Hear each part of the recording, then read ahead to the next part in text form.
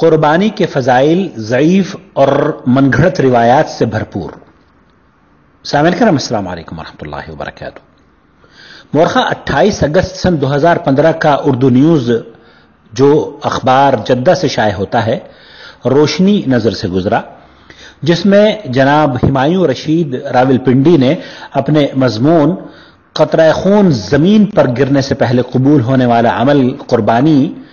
اس مضمون میں کئی احادیث ایسی پیش کی جو صحت کے اعتبار سے ضعیف ہیں، بلکہ بعض احادیث تو ایسی بھی ہیں کہ محققین نے انہیں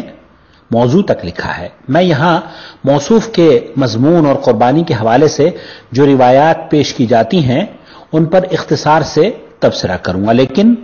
اس سے پہلے اللہ رب العالمین کا فرمان سورہ حجرات نمبر 6 پیش کروں گا، جہاں اللہ عز و جل قرآن کریم میں ارشاد فرماتا ہے، یا ایھا الذین آمنوا ان جاءکم فاسق بنبأ فتبینوا ان تصیبوا قوما بجہالۃ فتصبحوا علی ما فعلتم نادمین۔ اے ایمان والوں، اگر تمہیں کوئی فاسق خبر دے تو تم اس کی اچھی طرح تحقیق کر لیا کرو، ایسا نہ ہو کہ نادانی میں کسی قوم کو ایذا پہنچا دو، پھر اپنے کیے پر پشیمانی اٹھاؤ۔ گویا تحقیق کرنا اور خبر کی سچائی تک رسائی کرنا قرآن کریم ہمیں سکھا رہا ہے، اور ایک مسلمان کا شیوا یہی ہونا چاہیے کہ جب اسے حق مل جائے، صحیح بات اس کے سامنے پیش ہو تو بلا تعصب اسے قبول کر لے، کیونکہ ہٹ دھرمی کرنے والا ہمیشہ حق سے دور ہی رہا کرتا ہے۔ بہرحال ضعیف زنجیروں کی کچھ کڑیاں عید الاضحیٰ کے موقع پر اخبارات کی زینت بنتی ہیں، لیکن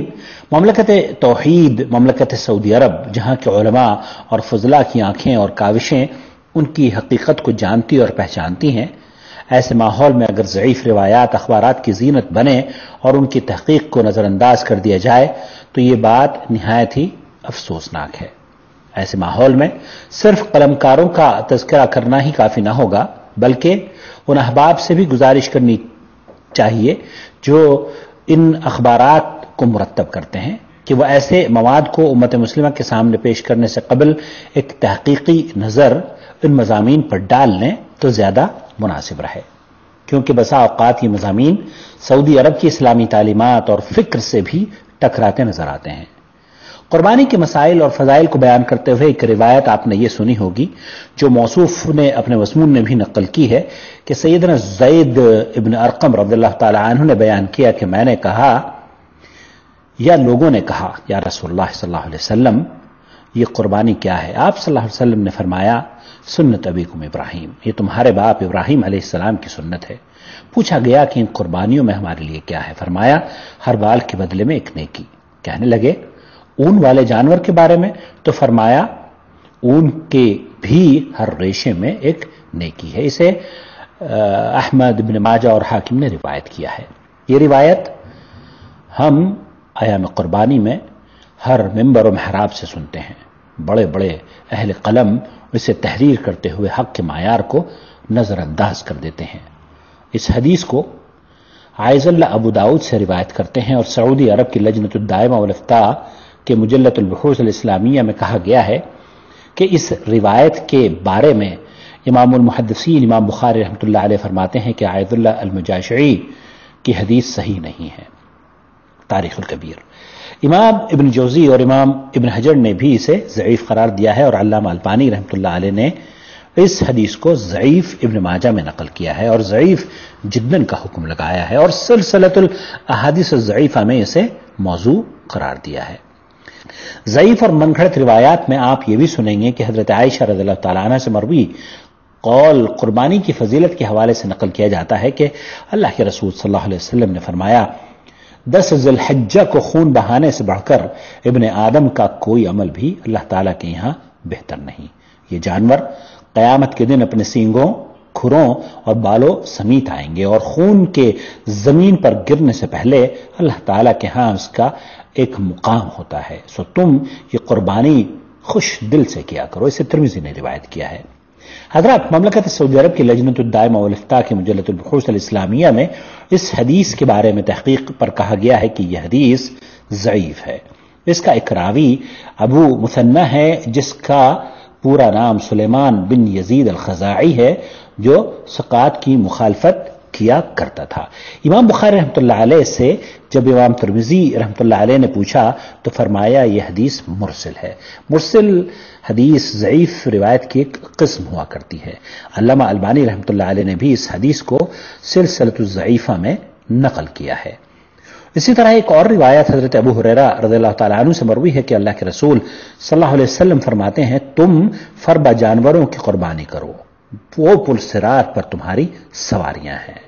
یہ قول بھی ہمارے یہاں خاصا مشہور ہے، جبکہ صحت کے اعتبار سے اس کی بھی حالت وہی ہے۔ اس کی سند میں یحییٰ بن عبید اللہ ایک راوی ہے جس سے حافظ ابن حجر نے التلخیص الحبیر میں حد درجہ ضعیف قرار دیا ہے، اور علامہ البانی رحمۃ اللہ علیہ نے ضعیف الجامع میں اور سلسلۃ الاحادیث الضعیفہ والموضوعہ میں ضعیف جداً کہا ہے۔ اور یہ حدیث بھی مختلف الفاظ سے آپ سنیں گے کہ اللہ کے رسول صلی اللہ علیہ وسلم نے فرمایا تمہاری قربانی کی ہڈیاں بے شک پل صراط پر تمہاری سواریاں ہوں گی۔ ایک اور حدیث بیان کی گئی ہے کہ اللہ کے رسول صلی اللہ علیہ وسلم نے فرمایا اے فاطمہ اپنی قربانی کے جانور کے پاس کھڑی ہو جاؤ اور اسے دیکھو کہ اس کے خون کا پہلا قطرہ بہتے ہی تمہارے تمام گناہ معاف ہو جائیں گے، اور کہو ان صلاتی و نسکی و محیای و مماتی للہ رب العالمین لا شریک لہ وبذالک امرت وانا اول المسلمین۔ سیدنا عمران رضی اللہ تعالی عنہ نے پوچھا اللہ کے رسول کیا آپ ہی اس کے اہل ہیں یا تمام مسلمانوں کے لیے؟ بس آپ صلی اللہ علیہ وسلم نے فرمایا تمام مسلمانوں کے لیے۔ ایک اور روایت میں ہے کہ یہ مغفرت بن جائے گا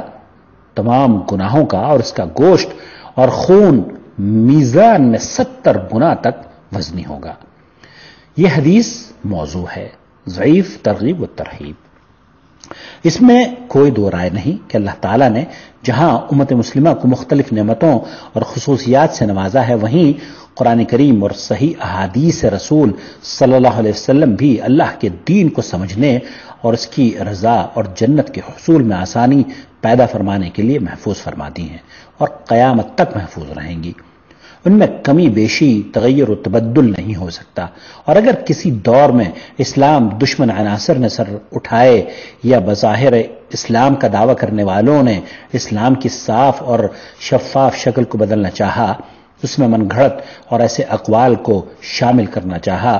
جو بے بنیاد ہیں، تو وہ کبھی بھی اپنے مقاصد میں کامیاب نہیں ہو پائیں گے، کیونکہ اللہ تعالیٰ نے ہر دور میں ایسے مخلص اور ثقہ اہل علم کا انتظام فرمایا اور قیامت کی صبح تک فرماتا رہے گا جو ایسے اسلام دشمن عناصر سے امت مسلمہ کو آگاہ کرتے رہیں گے اور صحیح، ضعیف اور موضوع روایت کے درمیان فرق کرتے رہیں گے انشاءاللہ تعالی۔ حضرت عبداللہ ابن عباس رضی اللہ تعالیٰ عنہ فرماتے ہیں کہ ہم پر ایسا وقت بھی گزرا ہے کہ جب ہم کسی شخص کی زبان سے یہ کلمات سنتے کہ قال رسول اللہ صلی اللہ علیہ وسلم، کہ اللہ کے رسول صلی اللہ علیہ وسلم نے فرمایا، تو خوشی سے نہایت تیزی کے ساتھ ہماری نظریں اس شخص کا تعاقب کرتی اور ہم اپنے کانوں کو اس کا کلام سننے کے لیے جھکا دیتے اور پوری توجہ سے اس کی بات سنتے کہ رسول اکرم صلی اللہ علیہ وسلم نے کیا فرمایا ہے۔ لیکن جب لوگوں نے احادیث صحیحہ کے ساتھ ساتھ ضعیف اور من گھڑت احادیث بیان کرنی شروع کر دی تو پھر ہم نے ان لوگوں کی بیان کردہ احادیث کو سنا اور اس کو قابل عمل سمجھا جن کو ہم اچھی طرح جانتے اور پہچانتے تھے اور جن کی دیانت داری سے ہم باخبر تھے۔ یہ مقدمہ صحیح مسلم سے میں نے نقل کیا ہے۔ ہم نے یہاں چند وہ اقوال پیش کیے ہیں جو قربانی کے حوالے سے بہت مشہور ہیں، لیکن مجموعی طور پر سامعین کرام قربانی کے فضائل میں جو احادیث پیش کی جاتی ہیں ان میں ضعف پایا جاتا ہے، لہذا امت مسلمہ کے خطبہ اور قلمکاروں سے مؤدبانہ گزارش ہے کہ اس طرح کی احادیث بیان کرنے سے قبل معیار حق کی کسوٹی پر پرکھ کر دیکھ لیں تاکہ اللہ کے رسول صلی اللہ علیہ وسلم کی صحیح احادیث ہی لوگوں تک پہنچے جن میں ہم سب کے لیے اجر ہو، اور اگر ضعیف احادیث نقل کریں تو ان پر محدثین کے اقوال اور احکام بھی پیش کریں تاکہ صحیح اور ضعیف میں فرق کیا جا سکے۔ حدیث کی صحت کے بارے میں بیان کرنے میں سستی اور کاہلی سے بچنا چاہیے۔ کہنے والا یہ بات کہہ سکتا ہے کہ فضائل میں ضعیف روایات لی جا سکتی ہیں، بعض علماء نے ایسا لکھا ہے، لیکن ہم یہی عرض کریں گے کہ علماء کرام کے درمیان اس میں اختلاف ہے کہ آیا فضائل میں ضعیف روایات کو لیا جائے یا نہیں، لیکن اس سے قطع نظر اصولی بات یہ ہونی چاہیے کہ حدیث اگر ضعیف ہے تو اس کا ضعف اور اس پر محدثین کرام کا موقف بیان ہونا چاہیے، تاکہ امت مسلمہ مسائل میں صحیح طور پر تحقیق کر کے صحیح منہج کو اختیار کر سکے۔ آپ اگر ضعیف روایات سے استدلال لینا پسند فرماتے ہیں تو یہ آپ کا اپنا موقف ہو سکتا ہے، لیکن جب امت مسلمہ کے لیے کوئی تحریر آپ شائع کریں تو اس میں صحت اور ضعف کا واضح ہونا ضروری ہے۔ اللہ رب العالمین ہمیں صحیح احادیث پر عمل کی توفیق عطا فرمائے، آمین یا رب العالمین۔ والسلام علیکم ورحمۃ اللہ وبرکاتہ۔ آپ کا دینی بھائی محمد عاقل، جدہ، مملکت سعودی عرب۔ آپ اگر ہم سے جڑنا چاہتے ہیں واٹس ایپ پر تو یہ نمبر نوٹ فرما لیں، 0096650468631